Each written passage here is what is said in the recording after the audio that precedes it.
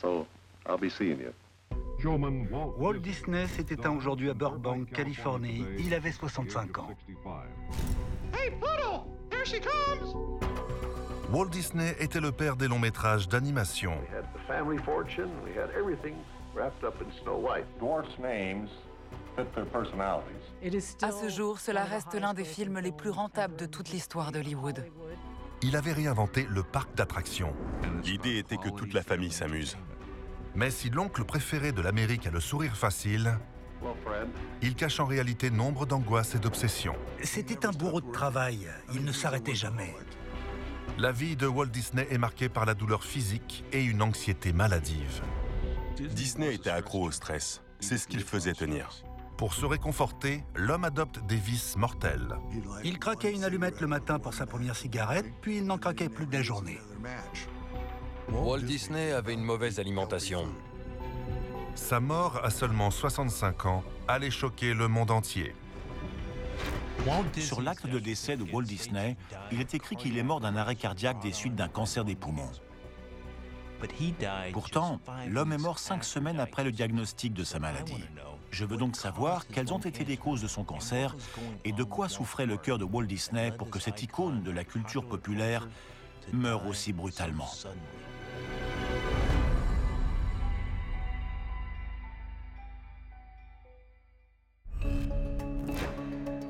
Le docteur Michael Hunter est un médecin légiste réputé dans le monde entier. Il a réalisé des milliers d'autopsies au cours de sa carrière. Depuis plus de 20 ans, il collabore avec les forces de l'ordre et les experts judiciaires pour élucider des cas de mort suspectes ou violentes, faisant ainsi toute la lumière sur les circonstances de ces décès. Le carcinome bronchogénique, ou cancer des poumons, a pu être la cause sous-jacente de la mort de Walt Disney. Mais l'arrêt cardiaque tel qu'il est mentionné sur l'acte de décès soulève d'importantes questions. Grâce aux informations que j'ai rassemblées et aux témoignages de ses proches, je vais examiner la vie de Walt Disney en détail pour faire toute la vérité sur son décès.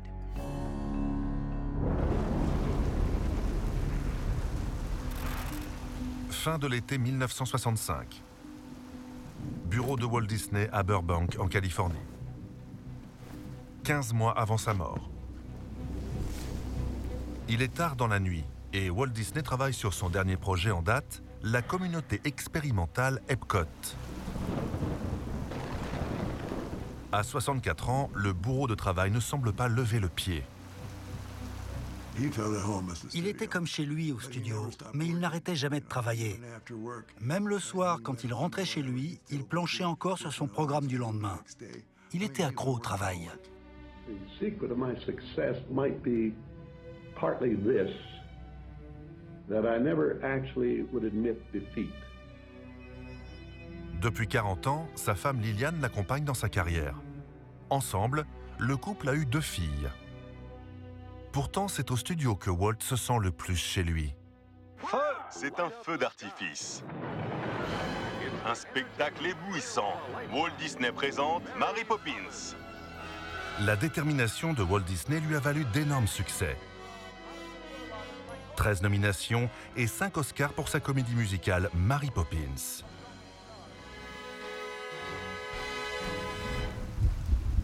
Mais l'homme paye sa réussite au prix fort.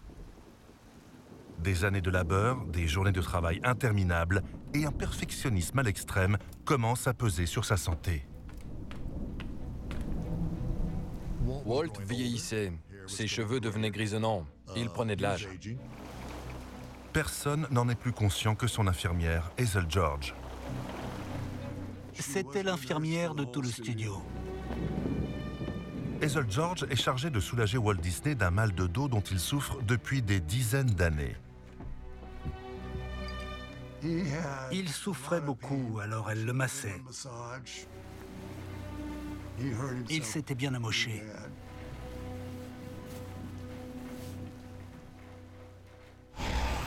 Walt Disney portait toute la responsabilité du studio sur ses épaules. De plus, pour un actif de 65 ans, il n'est pas surprenant d'avoir des douleurs. Toutefois, les douleurs de dos peuvent être révélatrices d'un cancer des poumons. S'agissait-il pour Walt d'un symptôme de sa maladie fatale ?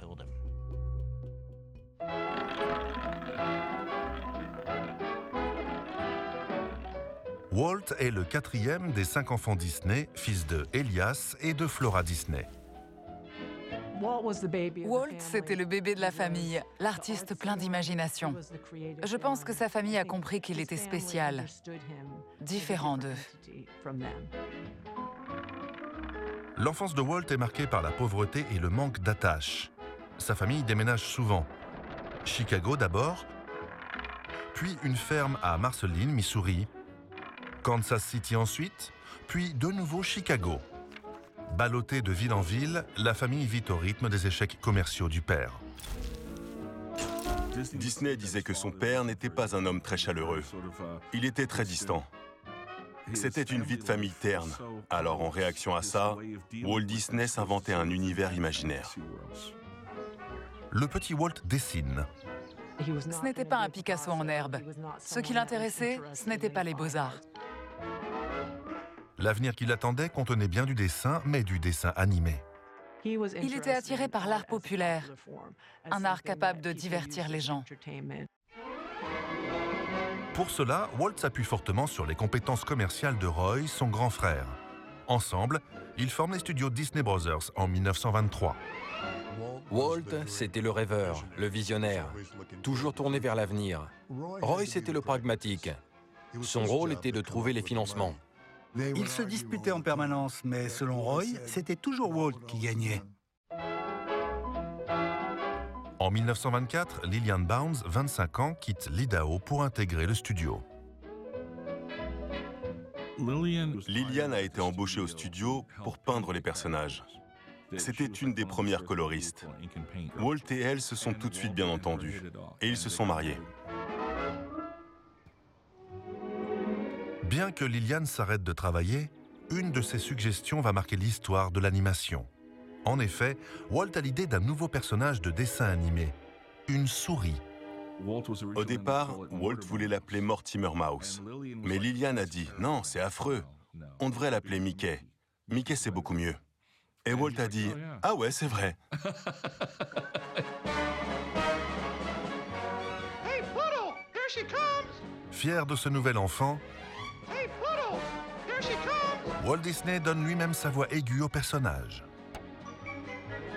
Hurry up, Pluto! Come on, we gotta hurry!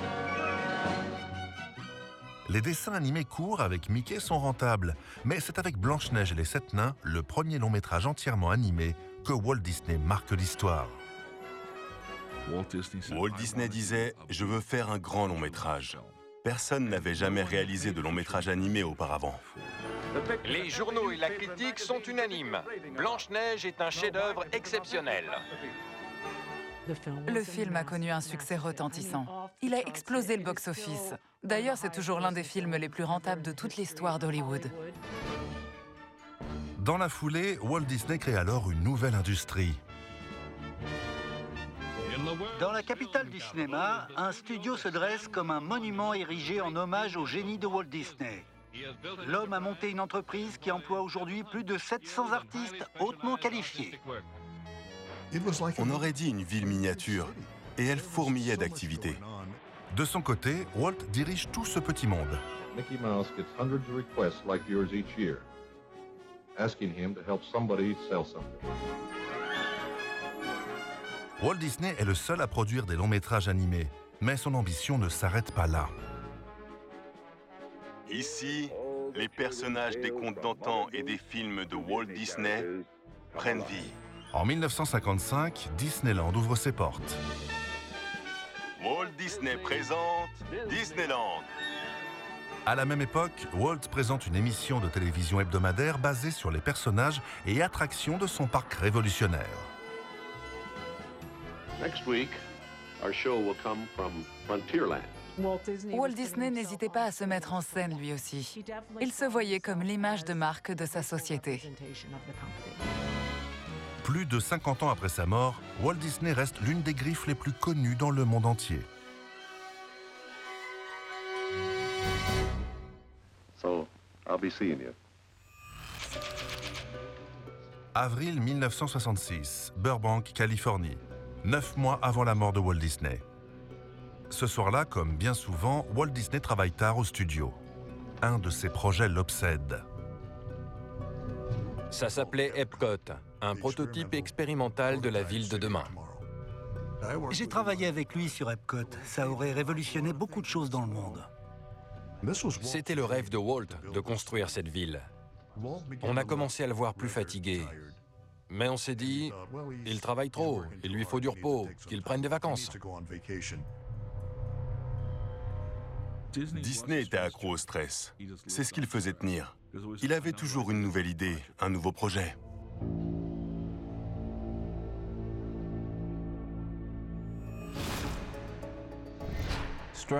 Le stress faisait partie du quotidien de Walt Disney. Il n'existe aucun lien de cause à effet établi entre le stress et le cancer des poumons. Mais le stress peut avoir une forte incidence sur le système cardiovasculaire. Les hormones du stress forcent les vaisseaux sanguins à se resserrer et à envoyer plus d'oxygène dans les muscles pour mettre le corps en état d'alerte. La pression artérielle augmente. Soumis à un stress fréquent ou chronique, le cœur fournit donc un effort exceptionnel pendant trop longtemps, ce qui peut l'affaiblir. Walt Disney était donc exposé à ce danger. Le stress chronique peut aussi affecter la santé mentale. D'ailleurs, je vois qu'en 1931, Walt souffrait d'une dépression nerveuse, la première d'une longue série.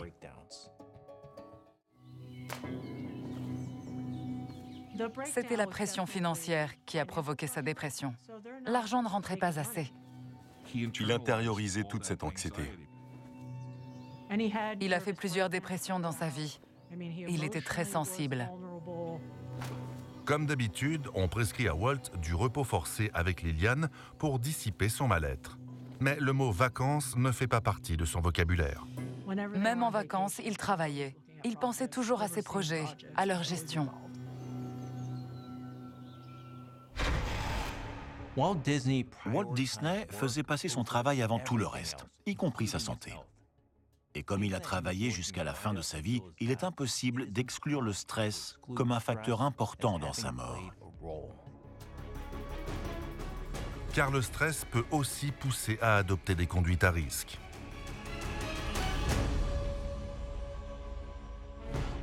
Si je m'en réfère au témoignage, je vois que Walt utilisait l'alcool comme une béquille pour lutter contre le stress.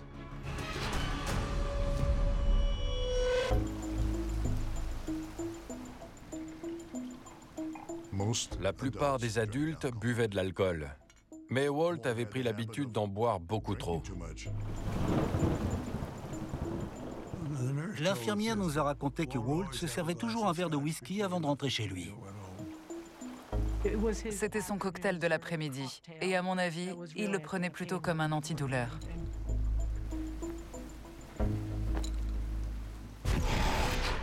Il a été établi que la consommation d'alcool joue un rôle dans plusieurs types de cancers, y compris le cancer de la bouche, du sein, de l'estomac et du foie, mais pas avec le cancer du poumon. Donc, je pourrais l'écarter dans le cas de Walt. Pour autant, une consommation d'alcool excessive est mauvaise pour le cœur. Cela augmente la tension artérielle et affaiblit le myocarde. En d'autres mots, le cœur ne pompe plus le sang aussi efficacement qu'avant. Au vu de l'arrêt cardiaque de Walt, je dois sérieusement considérer ce facteur.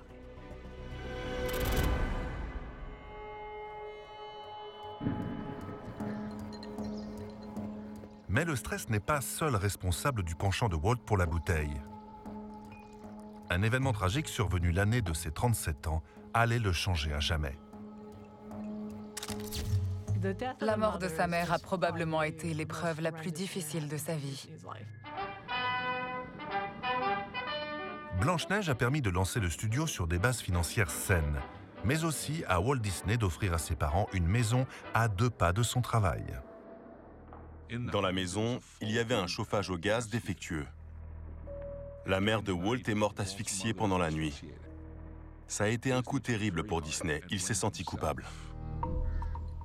Il est frappant de constater que par la suite, le personnage de la mère est absent des films de Walt Disney. As you know, there's been 3 girls in my professional life. Snow White, Cinderella, and now Alice. And believe me, they're all different. Il devait porter cette absence au plus profond de lui, le vide laissé par cette mère, qu'elle soit morte, en prison ou complètement inexistante. Il en fait un portrait en creux d'une certaine manière. Bambi perd sa maman, Dumbo aussi. La mère est toujours absente.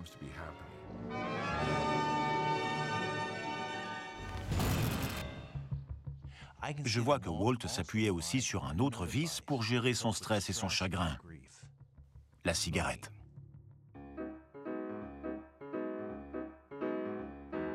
Il fumait en permanence. On disait entre nous qu'il craquait une allumette le matin pour sa première cigarette, puis qu'il n'en craquait plus de la journée. Il allumait cigarette sur cigarette. Disney fumait depuis son adolescence. Il fumait 60 cigarettes par jour. Bien souvent, en réunion, Walt avait une cigarette à la main. C'était inhabituel de le voir présenter un dessin sans une cigarette coincée entre les doigts. Voici un fumeur de cigarettes Marlboro. Il y avait tellement de gens qui fumaient. Ça faisait partie intégrante de la culture américaine de l'époque. Je fume toujours quand je travaille. Voir Disney tirer sur sa cigarette et tousser, c'était la routine. Well, don't you think you ought to tell me who you are first?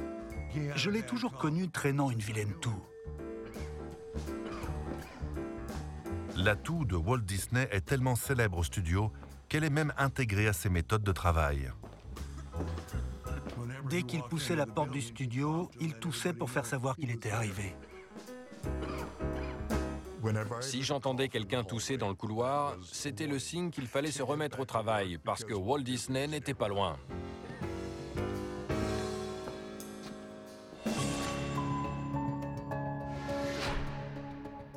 Il est indéniable que le tabac fait des ravages sur le cœur et les artères. Inhaler la fumée du tabac provoque la formation de plaques sur les artères et réduit la circulation sanguine vers le cœur. Le monoxyde de carbone contenu dans les cigarettes réduit la quantité d'oxygène dans le sang et oblige le cœur à battre plus vite. Walt était un gros fumeur. Il serait donc très étonnant que son cœur n'ait pas été abîmé et affaibli de ce fait, et qu'il n'ait pas été vulnérable à d'autres pathologies. Mais en dehors de ça, le lien entre le tabagisme et le cancer du poumon est évident. La fumée du tabac contient un mélange toxique de plus de 7000 produits chimiques, dont 70 au moins sont désormais connus pour être cancérigènes. À partir des années 40, le lien entre le tabac et le cancer du poumon a été établi. Mais jusqu'à la fin des années 60, seulement un tiers des médecins américains reconnaissaient le rôle délétère de la cigarette sur la santé.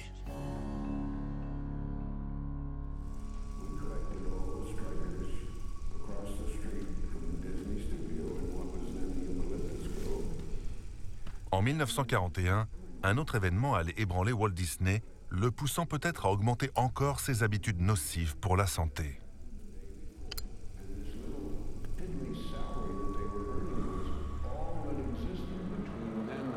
Cette année-là, les employés de Disney font grève pour réclamer de meilleures conditions de travail.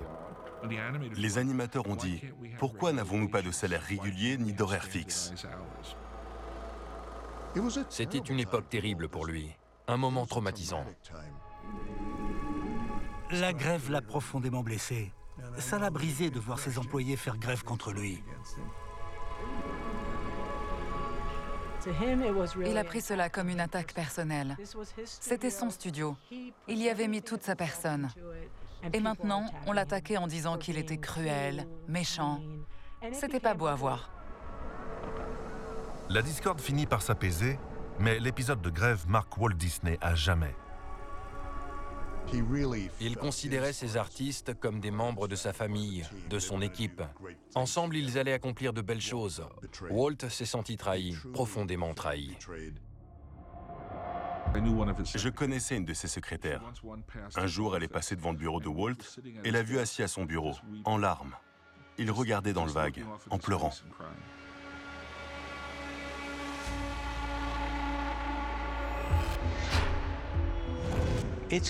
Au vu de mes recherches, il semble évident que la pression qui pesait sur Walt allait bien au-delà des heures supplémentaires et qu'il se servait de l'alcool et de la nicotine pour faire face à la pression jusqu'à sa mort.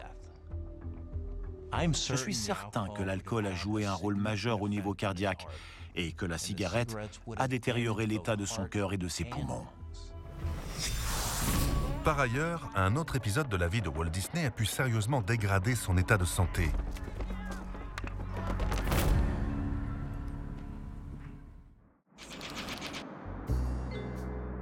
Automne 1966, Los Angeles, 2 mois avant sa mort. Walt Disney souffre de douleurs à la nuque et dans les jambes. Il prend donc naturellement rendez-vous chez son médecin. Il n'avait pas de temps à perdre avec ça. Il était trop occupé. Il fallait que ça aille vite. Son médecin lui recommande de consulter un spécialiste car il a peut-être besoin de se faire opérer. Walt voit d'un mauvais œil l'idée d'interrompre son travail, mais il finit par accepter dans l'espoir que l'opération puisse résoudre ses problèmes une fois pour toutes. Dans ce parterre de stars, reconnaîtrez-vous certaines d'entre elles? Vous ne rêvez pas, c'est bien Gloria Swanson. En effet, 30 ans plus tôt, Walt Disney s'est blessé. Après sa dépression, les médecins lui avaient conseillé de faire de l'exercice physique. Walt avait choisi le polo. John Crawford met la balle en jeu. Sur le terrain, les esprits s'échauffent. À l'époque, le polo était à la mode et Disney voulait appartenir à cette haute société d'Hollywood. Il a acheté 12 poneys et il a monté une équipe. Il s'est investi entièrement dans ce sport, ce qui fait écho à sa manière de travailler. Pour lui, c'est tout ou rien. Mais sa carrière dans le polo va brutalement s'interrompre au cours d'un match.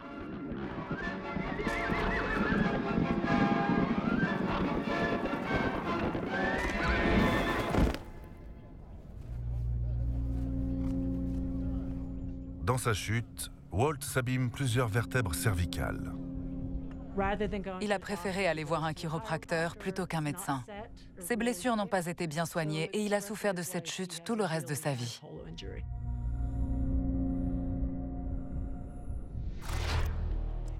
Walt Disney semble ne jamais s'être remis de sa chute malgré les années, et les articulations abîmées se sont calcifiées.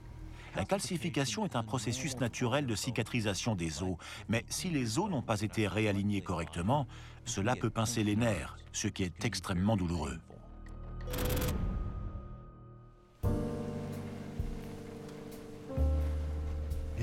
Il s'était bien amoché et la douleur ne partait pas.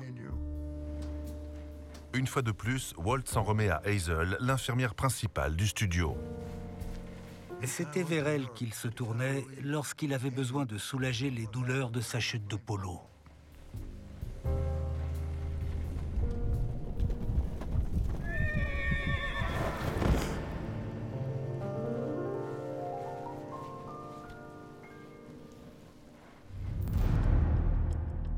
Je ne crois pas que la blessure de polo de Walt ait eu un impact direct sur son cœur.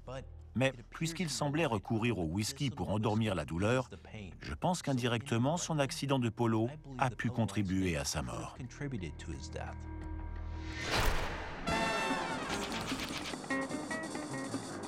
2 novembre 1966, 6 semaines avant sa mort.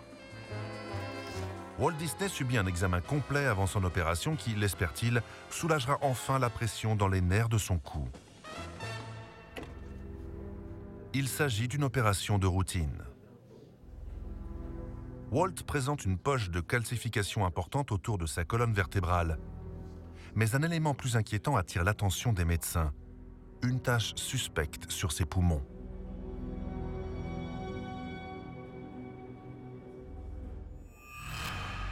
La tache en question était un nodule, une formation de tissu. Les nodules sont assez habituels. On en observe un toutes les 500 radios thoraciques. La plupart sont petits et inoffensifs, mais celui de Walt était gros. La présence de nodules est d'autant plus inquiétante que Walt fume. C'est peut-être un signe de cancer.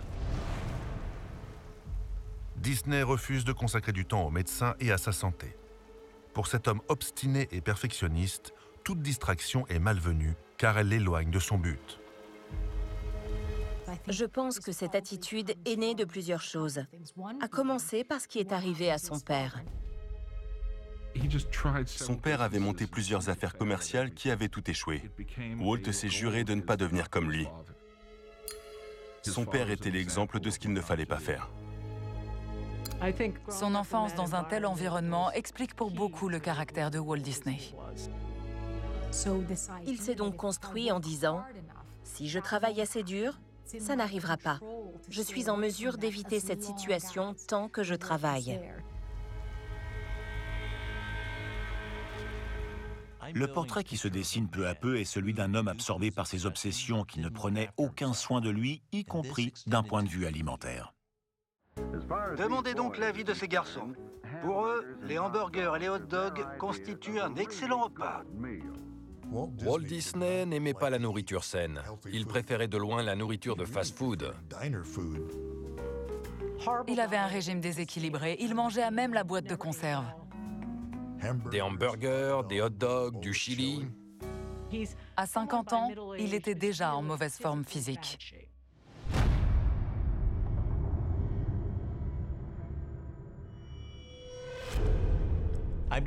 J'ai découvert que dès l'année 1947, le cholestérol de Walt était de 250 mg pour une limite normale de 200 mg. Une alimentation trop riche ainsi que l'alcool et la cigarette augmentent le cholestérol. Le cholestérol bouche les artères et empêche le cœur de fonctionner correctement. C'est important dans le cas de Walt. Cela devait limiter la capacité de son organisme à lutter contre d'autres maladies. En cette fin d'année 1966, Walt Disney souffre déjà de toutes sortes de maux. Mais le pire reste encore à venir. Walt Disney s'est éteint aujourd'hui à Burbank, Californie. Il avait 65 ans. Walt Disney meurt en décembre 1966. Michael Hunter, médecin légiste, a soigneusement étudié les éléments présents dans son dossier médical.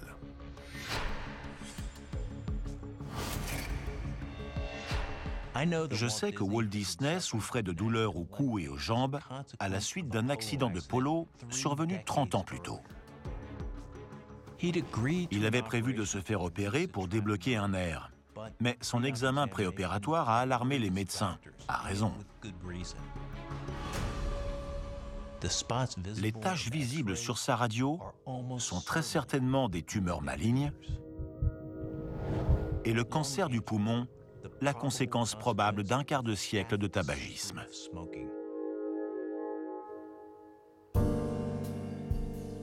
Malgré les remarques de Lillian et de ses filles pendant des années, Walt ne s'était jamais arrêté de fumer. « 8 novembre 1966, Burbank, Californie. Walt est allongé sur une table d'opération à l'hôpital Saint-Joseph, situé juste en face du studio Disney. Walt a subi une ablation du poumon gauche. On appelle ça une pneumonectomie. On la pratique lorsque le cancer est situé au milieu du poumon ou qu'il s'est généralisé dans tout le poumon.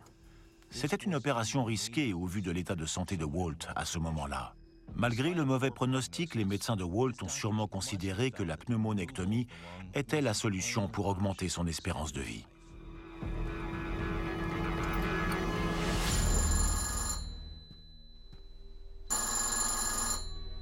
Lillian Disney est informée de la situation.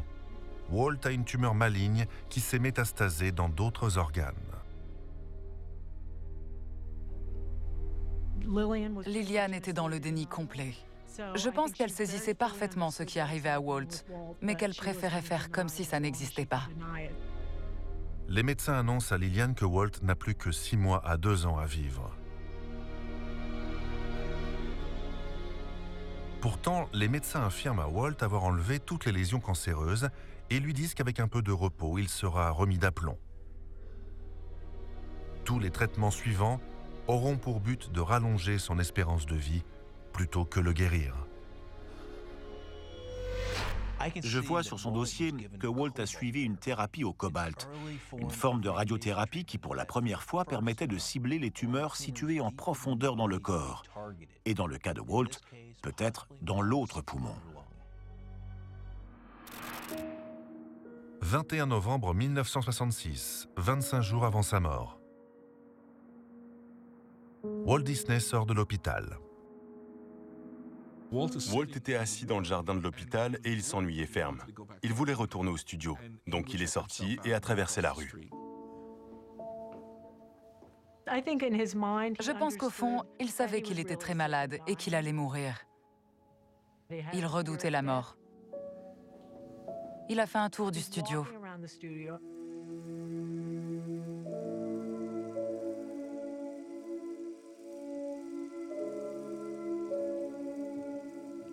Des gens qui avaient travaillé toute leur vie à ses côtés sont venus le voir pour lui dire des paroles encourageantes, lui dire adieu et merci. Enfin, qu'est-ce qu'on peut dire à Walt Disney alors qu'il va mourir? Tout le monde avait compris que Walt ne reviendrait pas.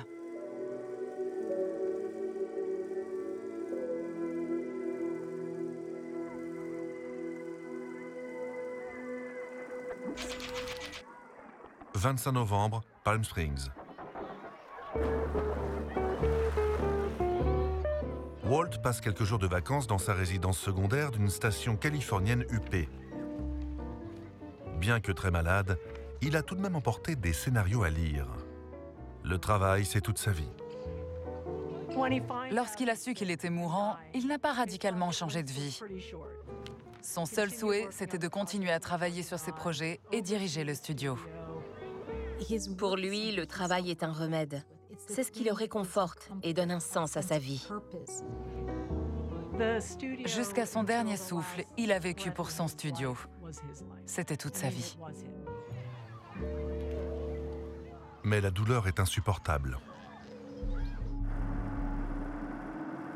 5 jours plus tard, il est rapatrié à Burbank en avion et conduit directement à l'hôpital Saint-Joseph.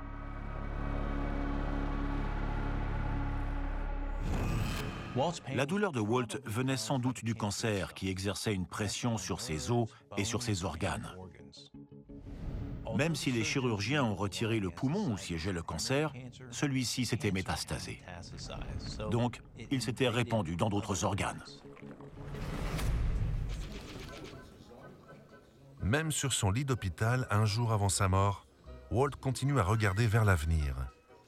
Une seule chose l'obsède, Epcot, sa communauté expérimentale futuriste. Il explique en détail son projet à son frère Roy. Il est sur son lit de mort, allongé, et de la main, il trace les contours imaginaires de cette communauté. Et en même temps, il explique à son frère ce qu'il aimerait créer.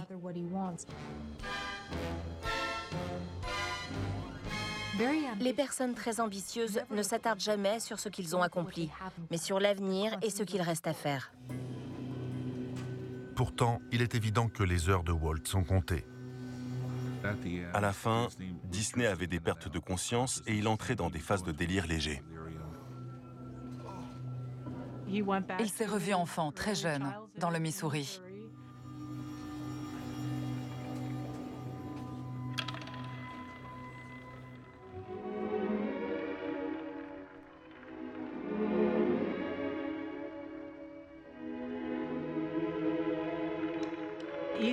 Pour lui, ce délire imaginaire est un lieu réconfortant. C'est un espace imaginaire de liberté dans lequel tout est possible, où il peut être qui il veut. Hey, Pluto! There she comes! Come on, we gotta hurry! Are you comfortable, boy?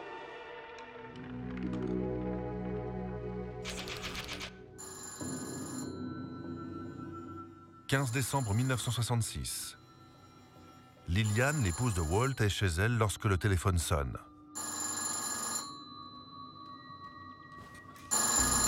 L'état de son mari a beaucoup empiré. Elle a retardé sa venue, elle repoussait le plus possible. Elle devait avoir besoin de temps pour se préparer psychologiquement. Par conséquent, quand il est mort, elle n'était pas là. Les médecins avaient dit à Lillian que Walt en avait pour encore 6 mois à 2 ans. Et pourtant, moins de 5 semaines plus tard, elle devait se préparer à sa mort. Comme le cancer s'était métastasé, on ne peut pas écarter la possibilité qu'il se soit propagé bien plus vite que ne le pensaient les médecins. Dans son dossier, il est écrit qu'avant de mourir, Walt se plaignait d'avoir froid aux pieds. C'est symptomatique d'une mauvaise circulation, un autre indicateur de ses problèmes cardiaques. Roy fait de son mieux pour réchauffer les pieds de son frère. À la fin, la seule personne avec Walt était son frère. Pas Lillian, ni ses enfants, mais son frère. Roy était avec lui dans ce moment très intime. Il lui massait les pieds alors que Walt était mourant.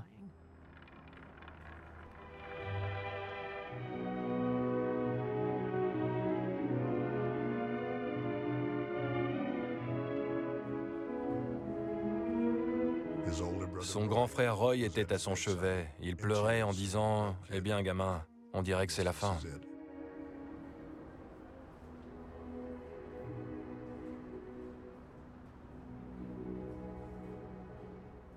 Vous êtes sur ABC News pour le Flash Info spécial. À 9h35 ce matin, à l'hôpital Saint-Joseph de Burbank, en Californie, le roi du divertissement Walt Disney s'est éteint à 65 ans. La nouvelle s'est répandue dans le studio en quelques secondes. Par le bouche à oreille, c'était un moment tragique. Beaucoup d'employés, y compris des hommes, sont partis du studio en pleurant ce soir-là. On voyait des hommes en pleurs sur le parking des studios Disney.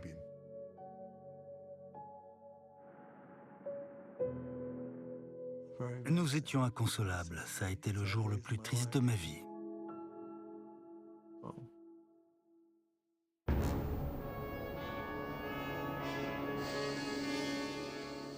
Après la mort de Walt Disney, une étrange rumeur circule. Il semblerait que Walt ait été cryogénisé afin de revenir à la vie dans un futur lointain, lorsque la science aurait suffisamment progressé et que le monde aurait cruellement besoin de divertissements familiaux de qualité.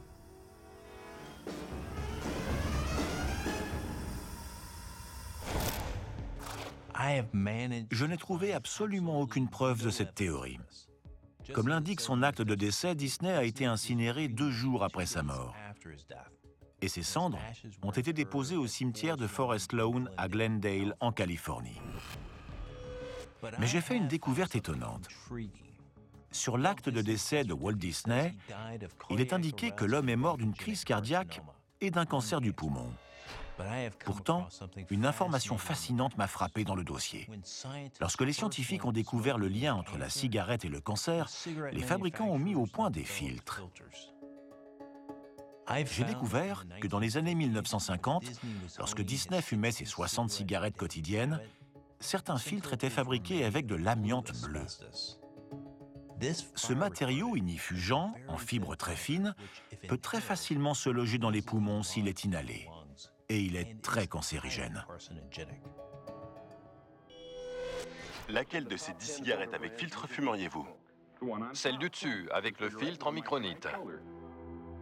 Les cigarettes avec filtre en amiante étaient fabriquées par Kent.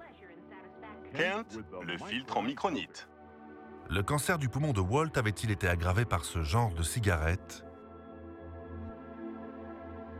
Walt Disney commence à fumer vers 1918, bien avant l'invention des cigarettes avec filtre, et tout au long de sa vie, il avait préféré les cigarettes sans filtre.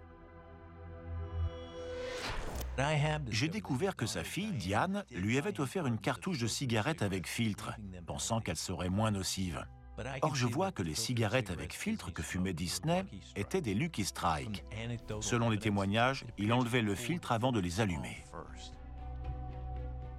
Même s'il a fumé 60 cigarettes par jour pendant 50 ans, au moins, elles ne contenaient pas d'amiante. Donc je peux écarter cette hypothèse. Pour le Dr Hunter, une pièce du puzzle manque encore pour résoudre le mystère de la mort si soudaine de Walt Disney.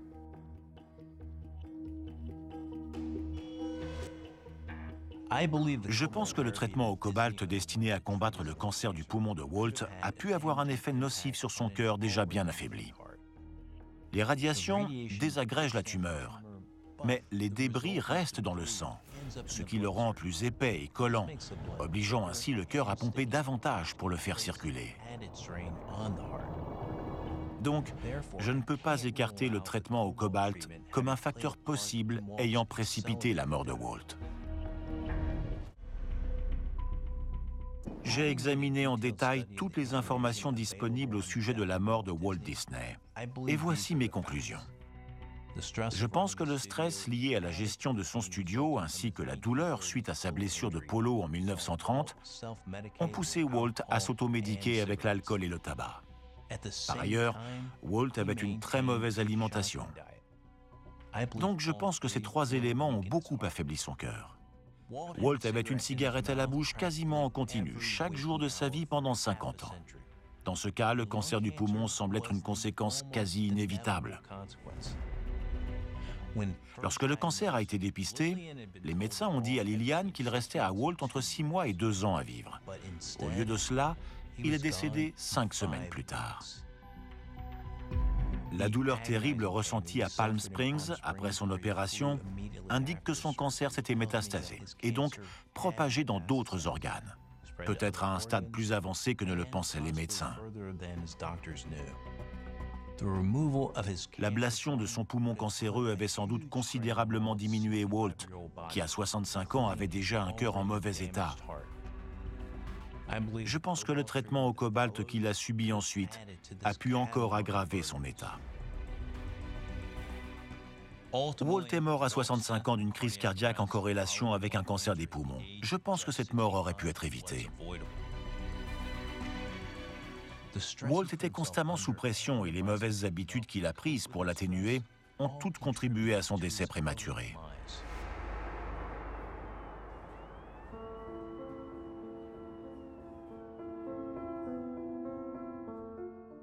La vie de Walt Disney, c'était son travail. Et le plaisir qu'il en tirait venait du plaisir qu'il donnait à des millions de personnes aux 4 coins du globe. On pourrait dire qu'il a payé cela de sa vie. Mais Walt Disney était un homme qui croyait dur comme fer à ses rêves. Je pense que c'est un prix qu'il aurait été prêt à payer encore et encore. Walt était un homme qui donnait de la joie non seulement à l'Amérique, mais au monde entier. Le monde a vraiment perdu quelqu'un d'important à sa mort. Il me manque. Vous allez me faire pleurer.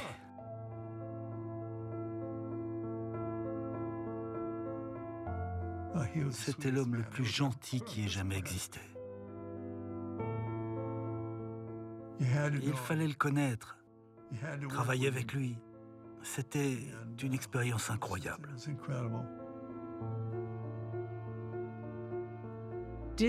Encore aujourd'hui, 50 ans plus tard, les gens savent qui est Walt Disney.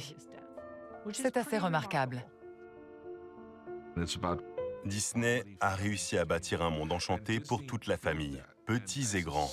Pour un artiste, avoir à lui seul une influence aussi forte sur le monde, c'est exceptionnel.